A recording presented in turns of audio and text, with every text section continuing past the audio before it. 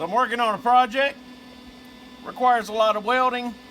I figured this might be a good time to share what little bit of knowledge I have on this subject.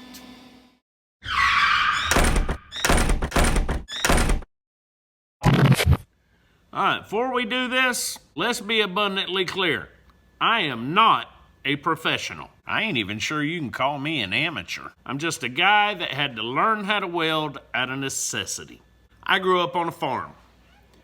Now, I don't know if my dad hated welding or if he just wanted to teach me a skill. Up until that point, my only skill was whining like a bottle-fed baby. But he made me do all the welding on the farm. After he taught me the basics, everything else was trial and error. We used this old Lincoln tombstone welder back then.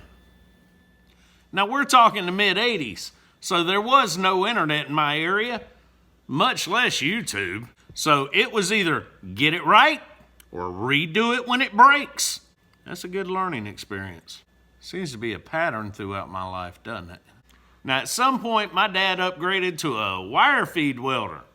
We didn't have a gas bottle, so wasn't a MIG welder. And then the learning curve starts all over. So I ain't used that stick welder since I got my MIG machine, which is a Lincoln Electric Pro MIG 180. It'll do flux core and MIG and stainless and all that. Plus I have the spool gun so that I can do aluminum. Now, I've only come into contact with a few wire feed welders and MIG welding machines over the years, most of which were Lincoln Electric, a couple of Millers. But they all had one thing in common. If you pop the hood on your welder, now we're only talking about this welder specifically, but most welders have a similar chart. On this chart, you're going to find a list of metal sizes along with welding types. For example, flux core, no gas, gasless welding, a 75-25 mix, a 100% CO2, and then of course argon for a spool gun welder, so you can do aluminum. I also use 100% argon when I'm doing stainless steel welding set up with a regular gun. That being said, you come over here, you'll find wire sizes. Pick the wire. In this case, I'm using 025 wire, and I'm using 75-25 mix. So I come down, I'm welding 16 gauge. I need to set my wire speed at 3 and my voltage at B. And if we come around here, we'll find B and just over 3, and I'll talk more about that in just a moment. You'll also find on this welder, not all welders, a list due to the fact that each type of welding requires a different setup on your welder. So you got DC plus, DC negative, and that's going to be affected by the way that your polarity is set up inside the machine. Now, each one of these styles of welding requires different directions of travel with your gun in order to make it the best weld possible. Now, anytime I unwrap a spool of wire, I always write the size and type of wire on the back side of the spool because the label's back over here. But every time I open that machine, I have no idea what's in it unless I write it down. So why do you need to know what size wire is in your machine? Well, obviously you need to set the machine up for the size metal that you're welding today. More importantly, this tip is a consumable. It's going to have to be changed occasionally, and it needs to match the wire size.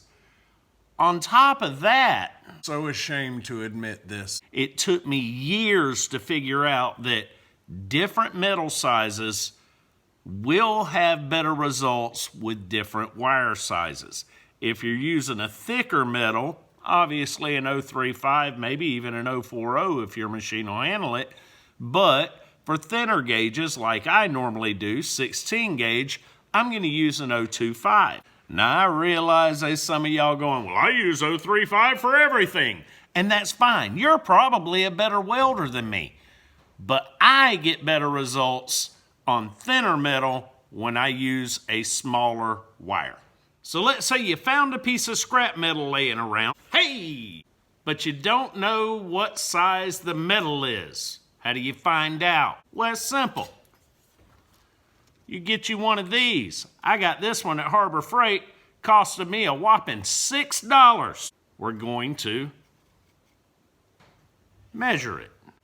And it turns out it's about 0.03 of an inch. So how does that help you? Well, that's simple. We walk over to the refrigerator and compare the chart. So a 0.03 is going to be about a 32nd of an inch, which will also be somewhere in the neighborhood of a 21.5 gauge. We'll call it 22, then we'll set our machine up and make adjustments from there. Now, if you're thinking, but Johnny, I don't have a chart like that on my refrigerator. But you do. I just gave you one. Rewind the video, pause it, take a screenshot. Boom! Free chart. You're welcome. Fine, it's on your phone, not your fridge, but at least now you can convert measurements into gauges. Speaking of charts, this one is not a be-all, end-all for how to set your welder. In most cases, set your welder according to the chart and then make adjustments. If you're not getting enough penetration, then you might need to turn your wire speed down a little bit. That'll make it a hotter weld. Let's put that back where it's supposed to be. Most of the time, the voltage setting will be pretty dead on accurate unless you're between two different types of gauges. It's your wire speed that's going to make the difference. All right, so let's talk about my biggest downfall when it comes to welding small, thin metal. A lack of patience will lead to heat distortion. I might do a small amount of over-exaggeration here, but I need to get this point across. Do a tack, let it cool completely down, then do another tack, let it cool completely down, then do another tack. Then you can come back and do the next tack. And the reason I say this is when you heat this metal up, this metal and this metal are both going to flex. If you then go right next to it and put another tack, you're going to create a situation where this metal is shaped different from what you're expecting, and now you're welding it in place. And then you make it worse and worse and worse, and then by the time it's all said and done, you have a beautiful piece of metal that's going to get thrown away and rebuilt completely. Does that make sense?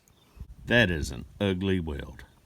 Now understand, that rule still applies when it comes to filling in the area between those tacks. Do a small amount, move further down after it cools down. Now I got a rule of thumb that I use on every single piece of metal that I weld. And it doesn't matter how thin or how thick that piece of metal is. Might not be technically accurate, but it works for me. When you make a weld, no matter how ugly that weld is, the backside of that piece of metal needs to at least be discolored like this. If it's not discolored, then you did not get full penetration through that metal. If it's a thicker piece of metal, a lot of times you can go to the back side, make adjustments to your welder, do it again on the other side. Thinner pieces of metal, grind it down, start over. Now don't think you're going to put a new weld on top of the old weld. The first weld did not have full penetration, and now the second weld has to go through the first weld, which is already harder than the metal that you were working on because of the heating process from welding, and it has to penetrate the metal. Not going to happen. Grind it down, start over. Speaking of grinding, we all know that I can't make pretty welds. I use a grinder to make my welds pretty, which is sort of like cheating, you know, a girl with makeup. But my welds typically hold. They're just not pretty. If you're going to grind down a weld, the weld got hotter than the metal, and therefore it's harder now. When you grind it down, you're not going to get a perfectly smooth surface. But if you're not going to paint that metal, you probably aren't going to bother grinding it down. If you are going to paint it with a sandable primer. You're not going to get it perfectly smooth, but you can get it smooth enough to blend with a high build primer. Then you just block it down, make it smooth, paint it. You don't have to try to get that weld perfectly smooth with the metal because it's never going to happen. Look, I'm just a 50-year-old guy trying to figure out how to do the things that he wants to do to his mini truck. A lot of times that requires me to learn the hard way. And most of the time that requires me to cut it out and start over. So, hope this helps you somewhat. Just keep in mind, I'm not a professional welder, and I don't claim to be a professional welder. I don't even claim to be good at welding. But I definitely do the best I can every single time I do something. And if I can keep you from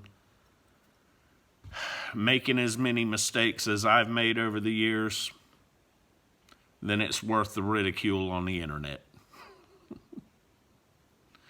Peace, love, and mini trucks.